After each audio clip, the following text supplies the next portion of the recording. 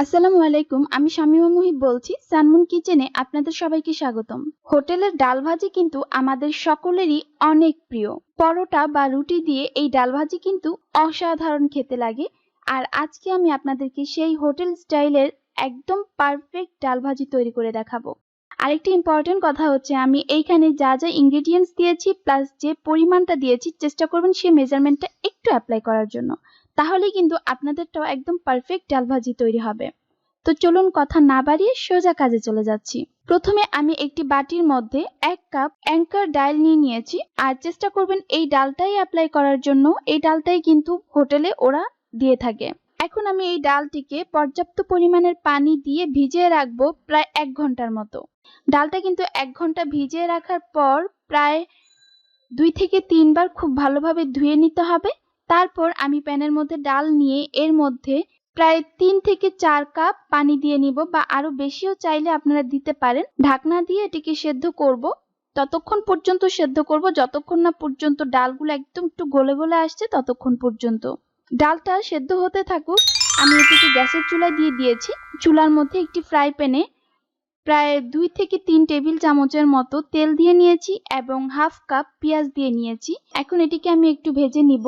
এর মধ্যে আমি দিয়ে দিচ্ছি গোলমরিচ, কালো গোলমরিচ, সাদা গোলমরিচ প্রায় 7 থেকে 8টির মতো, লং দিয়েছি 7টি, তেজপাতা 2টি তেজপাতাকে মাঝখান থেকে ছিঁড়ে দিয়েছি, আর 2 টেবিল চামচ পরিমাণ রসুন কুচি দিয়েছি। এখন এই সবগুলো উপকরণ একসাথে দিয়ে আমি ভেজে নিব। পেঁয়াজটিকে লাল লাল করে ভেজে নিতে হবে। দেখুন আমার পেঁয়াজগুলো একদম লাল লাল করে ভাজা হয়ে গিয়েছে। এখন আমি এর মধ্যে 2টি শুকনো মরিচ দিয়ে দিলাম। শুকনো মরিচটিকে কিন্তু মাঝখান থেকে ছিঁড়া যাবে না, আনাম মরিচটাকে এই অংশে দিয়ে দিতে হবে। দিয়ে দিচ্ছি প্রায় হাফ কাপের মতো পানি, কারণ আমি এই অংশে মশলা অ্যাড করব। মশলাটি যেন পুড়ে না যায়, এই কারণে আমি এখানে পানি দিয়ে নিলাম। দিয়ে দিচ্ছি 1 টেবিল চামচ আদা রসুনের পেস্ট। এটিকে একটু মিলিয়ে নিচ্ছি। এবার এখানে রয়েছে হাফ চা চামচ লবণ, হাফ চা চামচ মরিচের গুঁড়া, হাফ চা চামচ হলুদের গুঁড়া, হাফ চা চামচ ধনিয়া গুঁড়া এবং হাফ চা চামচ রয়েছে জিরা গুঁড়া। সবগুলোকে একসাথে মিশিয়ে নিচ্ছি। এই মশলাগুলোকে এই পেঁয়াজের সাথে খুব ভালোভাবে কষিয়ে নিতে হবে যতক্ষণ না পর্যন্ত পানিগুলো শুকিয়ে যাবে এবং তেলগুলো উপরে উঠে আসবে, ততক্ষণ পর্যন্ত এটিকে আমি কষিয়ে নিব। দেখুন আমার মশলাগুলো খুব ভালোভাবে কষানো হয়ে গিয়েছে। এখন আমি এর মধ্যে সবজিগুলো দিয়ে দিব। এখানে পেঁপে নিয়েছি আমি, একটি ছোট পেঁপের অর্ধেকটা নিয়েছি, প্রায় 2 কাপের মতো আছে। আর আলু নিয়েছি 1 কাপের মতো, 1 থেকে 1.5 কাপ হবে। আর পটল নিয়েছি 1 কাপের মতো। মানে সবগুলো মিলিয়ে ঝিলে প্রায় 4 থেকে 5 কাপের মতো আমি সবজি দিয়ে নিয়েছি। আরেকটি কথা, এই সবজির মধ্যে কিন্তু আমি যে সবজি দিয়েছি মানে মাত্র 3টি সবজি দিয়েছি। আপনারা কিন্তু চাইলে আরেকটু বাড়িয়ে নিতে পারেন, যেমন গাজর দিতে পারেন, ঝিঙ্গা বা চিচিঙ্গা বা কইডা এই টাইপের কিছু দিতে পারেন, বা আরো কিছু অ্যাড করতে পারেন, সমস্যা নেই। কিন্তু আমি যে উপকরণগুলো দিয়েছি এর মধ্যে পেঁপে আর আলু এই দুটো উপকরণ মাস্ট রাখতেই হবে। এই দুটো উপকরণ রেখে তারপর বাকি উপকরণগুলো বাড়াতে বা কমাতে পারেন।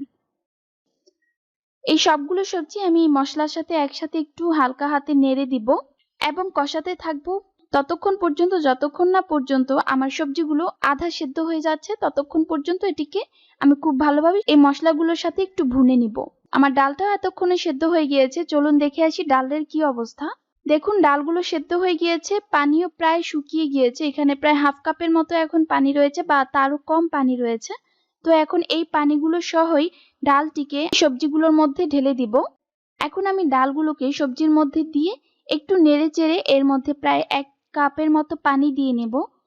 পানি দিয়ে তারপর এটিকে আবার ঢেকে রেখে দিব এবং এই সময় চুলার আঁচটি মিডিয়ামে থাকবে। একদম ডালগুলো তো অলরেডি আমাদের সেদ্ধ হয়ে গিয়েছে, আর সবজিগুলো খুব ভালোভাবে একদম সেদ্ধ হয়ে যেন নরম নরম হয়ে যায়, ততক্ষণ পর্যন্ত এটিকে আমি রেখে দিব। আর পানিটাও শুকিয়ে যাবে ততক্ষণে। সবকিছু মিলিয়ে ঝিলিয়ে প্রায় 15 মিনিটের মতো টাইম লাগবে। 15 মিনিট পর আবার ঢাকনা উঠিয়ে আপনাদের দেখাবো। প্রায় 10 মিনিট পর আমি এই অংশে 5 ফোড়ন দিয়ে নিলাম। 5 ফোড়নগুলোকে আমি ভেজে তারপর গুঁড়া করে নিয়েছি।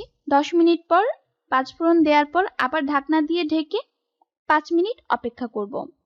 5 মিনিট পর আমার ডাল ভাজিটা কিন্তু হয়ে গিয়েছে। এখন আমি এর মধ্যে কয়েকটি আনাম কাঁচামরিচ দিয়ে নিলাম এবং একটু ধনেপাতা কুচি দিয়ে ঢাকনা দিয়ে ঢেকে রাখছি 10 মিনিটের জন্য বা 5 মিনিটের জন্য। আর এই অংশে চুলাটা আপনারা চাইলে অফ করে দিতে পারেন। আমি চুলা অফ করে দিয়েছি। আমার চুলার মধ্যে যে তাপটা রয়েছে সেই তাপে এটি হয়ে যাবে। 10 মিনিট রেখে দিচ্ছি।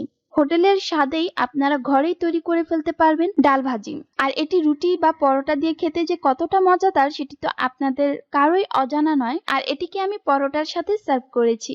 আজকের এই ভিডিওটি আপনাদের যদি ভালো লাগে তাহলে অবশ্যই চ্যানেলে সাবস্ক্রাইব করবেন, লাইক এবং শেয়ার করতে কিন্তু ভুলবেন না। আজকে এ পর্যন্তই। সবাই আমার জন্য এবং আমার পরিবারের জন্য দোয়া করবেন। আর আপনারা অনেক অনেক ভালো থাকুন, সুস্থ থাকুন। আসসালামু আলাইকুম।